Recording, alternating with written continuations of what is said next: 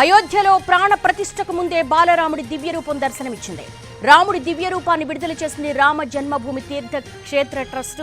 దీనికి సంబంధించి మరిన్ని వివరాలు అయోధ్య నుంచి మా స్పెషల్ కరెస్పాండెంట్ దినకర్ మరిన్ని వివరాలు అందిస్తారు.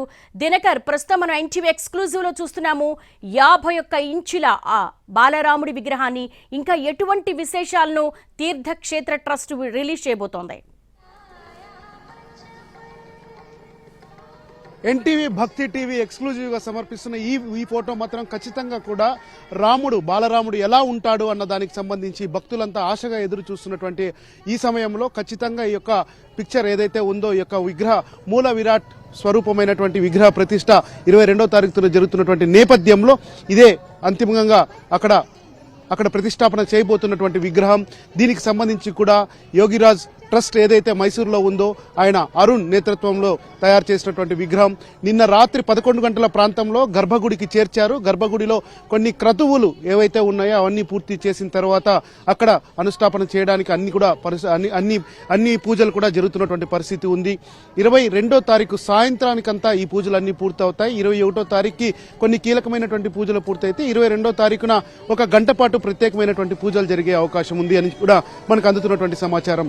మొదట బాలరాముడు ఎలా ఉంటాడు? ఆయన ఇక్కడ తులసీదాస్ రాసినటువంటి రామచరిత మానస్ లో బాలరాముడి ప్రస్తావన అధికంగా ఉంది కనుక అయోధ్యలో బాలరాముడి విగ్రహం పెడతారని మొదట చెప్పారు. నిన్న బాలరాముడి విగ్రహం వచ్చింది. ఆ తర్వాత ఆయన పూర్తిగా నిన్న రిలీజ్ చేసినటువంటి పిక్చర్స్ లో మాత్రం ఆయన ముఖానికి ఏదైతే ఉందో ఒక తొడిగిన తర్వాత ఆ పిక్చర్ రిలీజ్ చేశారు. ఈ రోజు ఉదయం కొన్ని కళ్ళు కనపడుకోకుండా రిలీజ్ చేసినటువంటి పిక్చర్స్ కనిపించాయి. అంతిమంగా ఇప్పుడు మనం ఎన్టీవీ స్క్రీన్ పైన చూస్తున్నటువంటి పిక్చర్ ఏదైతే ఉందో ఇదే బాలరాముడు రామ్ లల్లా విగ్రహం.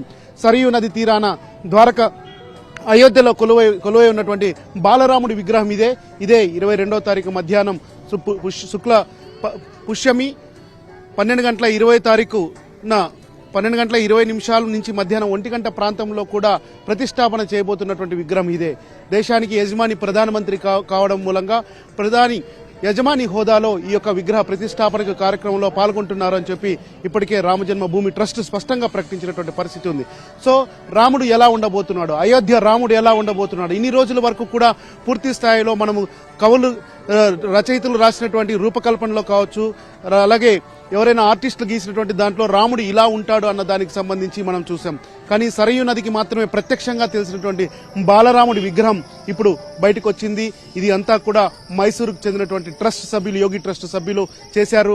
ఇక్కడ చేరేంత వరకు కూడా ఈ యొక్క ఫోటోని కానీ పిక్చర్ కానీ అలాగే బాలరాముడి మూల విరాట్ రూపం ఎలా ఉంటుందన్నది రివీల్ చేయకుండా తీసుకొని రావడంలో మాత్రం ఖచ్చితంగా రామజన్మభూమి ట్రస్ట్ కావచ్చు, ఆ తర్వాత భారతదేశ ప్రభుత్వం కూడా సక్సెస్ అయిందని చెప్పవచ్చు.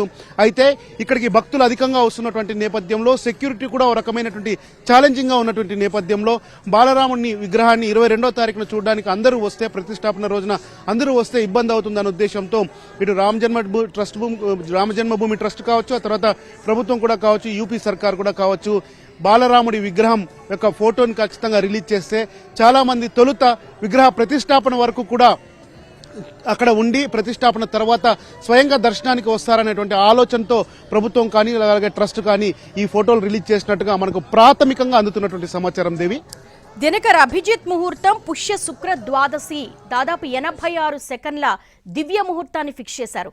ఏంటి ఆ మహత్, ఏంటి ఈ దివ్య ముహూర్తానికి ఉన్నటువంటిది, ఏం చెప్తున్నారు పండితులు? ఈ సాధారణంగా మనం దక్షిణాదిలో మాత్రం ఈ యొక్క ముహూర్తానికి మాత్రం ఎలాంటి శుభకార్యాలు చేయడానికి కూడా ఎవరు కూడా సాహసించరు. కానీ నార్త్ ఉత్తరాదిన మాత్రం దీన్ని అత్యంత ప్రాముఖ్యమైనటువంటి ముహూర్తంగా భావిస్తారు. అలాగే ఇక్కడ ఉన్నటువంటి పండితులు కావచ్చు, అలాగే కాశీకి సంబంధించినటువంటి జ్ఞానేశ్వర ద్రావిడ అన్నటువంటి ఒక పురోహితుడు ఈ లగ్నాన్ని నిర్ణయించినట్టుగా మనకు అందుతున్నటువంటి సమాచారం.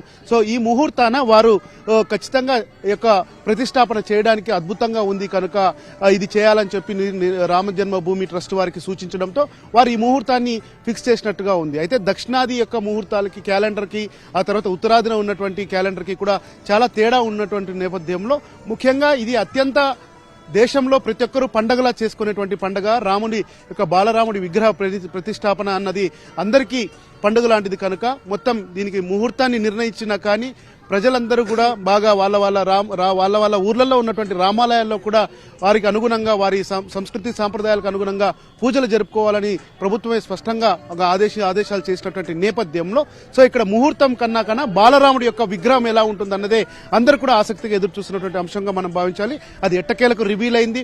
ప్రజలంతా కూడా దేశవ్యాప్తంగా ఉన్నటువంటి ప్రజలు కావచ్చు, అలాగే మనకు ఇక్కడ భారతదేశంతో పాటు రాముడి మూలాలు కలిగినటువంటి రాముడితో సంబంధం ఉన్నటువంటి దేశాలు మలేషియా కావచ్చు, దక్షిణ కొరియా కావచ్చు, తర్వాత నేపాల్ కావచ్చు, కాంబోడియా కావచ్చు, ఇలాంటి వారందరికీ కూడా ఇప్పుడు మీరు ప్రకటించినటువంటి ఒక విడుదల సెకండ్ హోల్డ్ లో చేసినటువంటి ఉండండి.